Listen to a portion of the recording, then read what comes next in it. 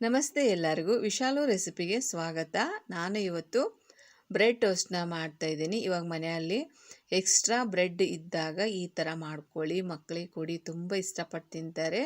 ಇದು ಬೆಳಗ್ಗೆ ಬ್ರೇಕ್ಫಾಸ್ಟಿಗೆ ಮತ್ತು ಸಂಜೆ ಟೀ ಜೊತೆನೂ ಸೂಪರ್ ಆಗಿರುತ್ತೆ. ತುಂಬ ಈಸಿ ಇದೆ ಮಾಡೋದು, ಟೇಸ್ಟ್ ಮಾತ್ರ ಅಷ್ಟೇ ಚೆನ್ನಾಗಿರುತ್ತೆ.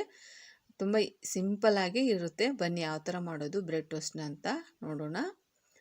ಇವಾಗ ನೋಡಿ, ಒಂದಿಷ್ಟು ಬ್ರೆಡ್ಡನ್ನು ತೊಗೊಂಡಿದ್ದೀನಿ. ನಾನು ಒಂದು 8ರಿಂದ 10 ಬ್ರೆಡ್ಡನ್ನು ತೊಗೋತಾ ಇದ್ದೀನಿ. ನೋಡಿ, ಈ ರೀತಿ ಕಟ್ ಮಾಡ್ಕೊತಾ ಇದ್ದೀನಿ. ಚಿಕ್ಕ ಚಿಕ್ಕ ಪೀಸಾಗಿ ಕಟ್ ಮಾಡ್ಕೊತಾ ಇದ್ದೀನಿ. ಇವಾಗ ಮನೆಯಲ್ಲಿ ಎಕ್ಸ್ಟ್ರಾ ಬ್ರೆಡ್ ಇರುತ್ತೆ ಅಲ್ವಾ, ಆವಾಗ ಈ ಥರ ಮಾಡಿಕೊಂಡ್ರೆ ಬ್ರೇಕ್ಫಾಸ್ಟು ಆದಂಗೆ ಆಗುತ್ತೆ. ಮಕ್ಕಳು ಇಷ್ಟಪಟ್ಟು ತಿಂತಾರೆ, ತುಂಬ ಚೆನ್ನಾಗಾಗುತ್ತೆ ಈ ಥರ ಮಾಡೋದ್ರಿಂದ.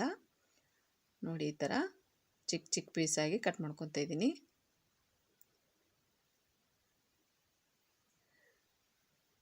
ಇದಕ್ಕೆ ಈರುಳ್ಳಿ ತುಂಬ ಹಾಕಬೇಕು, ತುಂಬ ಚೆನ್ನಾಗುತ್ತೆ. ಈರುಳ್ಳಿ ಜಾಸ್ತಿ ಹಾಕಬೇಕು. ಇವಾಗ ನೋಡಿ, ಮತ್ತಿಷ್ಟನ್ನು ಕಟ್ ಮಾಡ್ತಾಯಿದ್ದೀನಿ.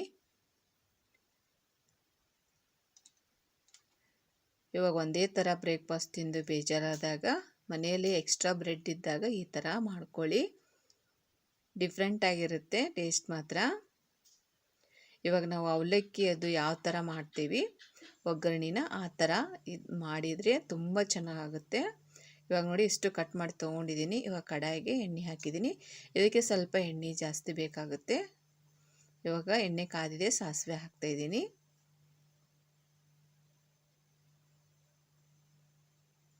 ನೋಡಿ, ಇವಾಗ ನಾನು ಶೇಂಗಾ ಹಾಕ್ತಾಯಿದ್ದೀನಿ. ಶೇಂಗಾನ ಚೆನ್ನಾಗಿ ಇದನ್ನು ರೋಸ್ಟ್ ಆಗೋವರೆಗೂ ಚೆನ್ನಾಗಿ ಎಣ್ಣೆಯಲ್ಲಿ ಮಿಕ್ಸ್ ಮಾಡ್ಕೊಳ್ಬೇಕು. ಈ ರೀತಿ ಚೆನ್ನಾಗಿ ಮಿಕ್ಸ್ ಮಾಡ್ಕೊತಾ ಇದ್ದೀನಿ. ಇವಾಗ ಕರಿಬೇವನ್ನು ಹಾಕ್ತಾಯಿದ್ದೀನಿ. ಹಸಿಮೆಣ್ಸಿಕಾಯಿನ ಹಾಕ್ತಾಯಿದ್ದೀನಿ. ಒಂದು 3ರಿಂದ 4 ಹಸಿಮೆಣ್ಸಿಕಾಯಿ ಚಿಕ್ಕದಾಗಿ ಕಟ್ ಮಾಡಿ ಹಾಕ್ತಾಯಿದ್ದೀನಿ. ಬ್ರೆಡ್ಡು ಸ್ವೀಟ್ ಇರುತ್ತೆ, ಹಾಗಾಗಿ ಸ್ವಲ್ಪ ಖಾರ ಬೇಕಾಗುತ್ತೆ ಇದಕ್ಕೆ. ಇವಾಗ ನೋಡಿ, ನಾನು 4 ಈರುಳ್ಳಿನ, ದೊಡ್ಡ ಸೈಜ್ ಈರುಳ್ಳಿನ ಚಿಕ್ಕದಾಗಿ ಕಟ್ ಮಾಡಿ ಹಾಕ್ತಾಯಿದ್ದೀನಿ. ಇದಕ್ಕೆ ಈರುಳ್ಳಿ ಜಾಸ್ತಿ ಹಾಕಬೇಕು, ತುಂಬ ಚೆನ್ನಾಗುತ್ತೆ. ಹಾಕಿ ಚೆನ್ನಾಗಿ ಇದನ್ನು ಮಿಕ್ಸ್ ಮಾಡ್ಕೊತಾ ಇದ್ದೀನಿ. ಇವಾಗ ಅವಲಕ್ಕಿ ನಾವು ಯಾವ ಥರ ಮಾಡ್ತೀವಿ ಅದೇ ಥರ ಇದನ್ನು ಮಾಡ್ಕೊಳ್ಳಿ, ತುಂಬ ಟೇಸ್ಟಿಯಾಗಿರುತ್ತೆ. ಕರೆಕ್ಟಾಗಿ ಇದನ್ನು ಮಿಕ್ಸ್ ಮಾಡ್ಕೊತಿದ್ದೀನಿ ನೋಡಿ. ಇವಾಗ ಅರಿಶಿನ ಹಾಕ್ತಾಯಿದ್ದೀನಿ. ರುಚಿಗೆ ತಕ್ಕಷ್ಟು ಉಪ್ಪು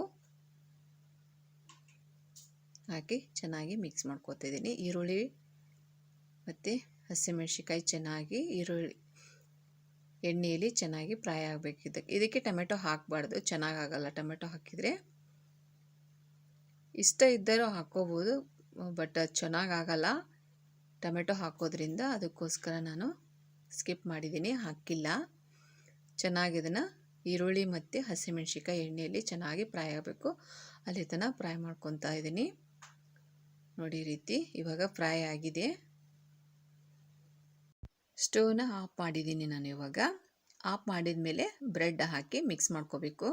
ಸ್ಟವ್ನ ಆನ್ ಇಟ್ಕೊಂಡು ಹಾಕಬಾರ್ದು, ಅದು ಬ್ರೆಡ್ಡು ತುಂಬ ಮೆತ್ತ ಪೂರ್ತಿ ಮೂವ್ ಆಗಿಬಿಡುತ್ತೆ. ಪೂರ್ತಿಯಾಗಿ ಈ ಥರ ಇರಲ್ಲ, ದೊಡ್ಡ ದೊಡ್ಡ ಪೀಸಾಗಿ. ಅದಕ್ಕೋಸ್ಕರ ನಾನು ಸ್ಟವ್ನ ಆಫ್ ಮಾಡಿದ್ದೀನಿ. ಒಗ್ಗರಣೆ ಬಿಸಿ ಇರಬೇಕು, ಆವಾಗನೇ ಈ ಥರ ಚೆನ್ನಾಗಿ ಮಿಕ್ಸ್ ಮಾಡ್ಕೊಳ್ಳಿ.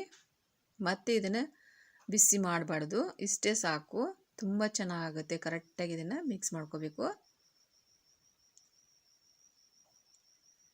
ನೋಡಿ, ಈ ರೀತಿ ಕರೆಕ್ಟಾಗಿ ಮಿಕ್ಸ್ ಮಾಡ್ಕೊಳ್ಳಿ.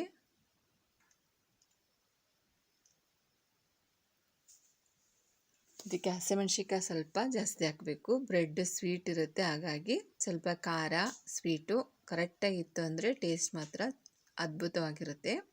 ಕರೆಕ್ಟಾಗಿ ಇದನ್ನು ಮಿಕ್ಸ್ ಮಾಡ್ಕೊತಿದ್ದೀನಿ ನೋಡಿ. ಈ ಥರ ಮಾಡಿಕೊಂಡು ಸಂಜೆ ಟೈಮು ಟೀ ಕುಡಿತಾ ತಿಂತಾ ಇದ್ರಂತೂ ಸೂಪರಾಗಿರುತ್ತೆ, ತುಂಬ ಚೆನ್ನಾಗಿರುತ್ತೆ. ಇವಾಗ ಮನೆಯಲ್ಲಿ ಎಕ್ಸ್ಟ್ರಾ ಬ್ರೆಡ್ ಇದ್ದಾಗ ಈ ಥರ ಮಾಡ್ಕೊಳ್ಳಿ. ಈ ರೀತಿ ಕರೆಕ್ಟಾಗಿ ಇದಕ್ಕೆ ಈರುಳ್ಳಿ ಜಾಸ್ತಿ ಹಾಕಿ, ತುಂಬ ಚೆನ್ನಾಗಾಗುತ್ತೆ ನೋಡಿ. ಇವಾಗ ಕರೆಕ್ಟಾಗಿ ಮಿಕ್ಸ್ ಆಗಿದೆ.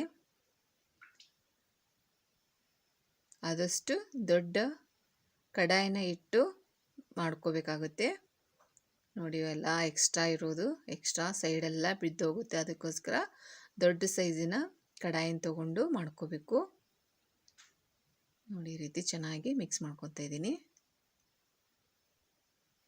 ಇದೇ ಮೊದಲ ಸಲ ನಮ್ಮ ಚಾನಲ್ನ ನೋಡ್ತಾ ಇದ್ದರೆ ನಮ್ಮ ಚಾನಲ್ನ ಸಬ್ಸ್ಕ್ರೈಬ್ ಮಾಡಿ, ಶೇರ್ ಮಾಡಿ, ಪಕ್ಕದಲ್ಲಿರೋವಂಥ ಬೆಲ್ ಐಕನ್ನ ಪ್ರೆಸ್ ಮಾಡಿ ಆಲ್ ಅಂತ ಸೆಲೆಕ್ಟ್ ಮಾಡ್ಕೊಳ್ಳಿ. ನಾವು ಹಾಕುವಂಥ ಪ್ರತಿಯೊಂದು ವಿಡಿಯೋ ನೋಟಿಫಿಕೇಷನ್ ನಿಮಗೆ ಬಂದು ತಲುಪುತ್ತೆ. ಮತ್ತೆ ಭೇಟಿಯಾಗೋಣ ಮುಂದಿನ ರೆಸಿಪಿ ಒಂದಿಗೆ. Thank you for watching.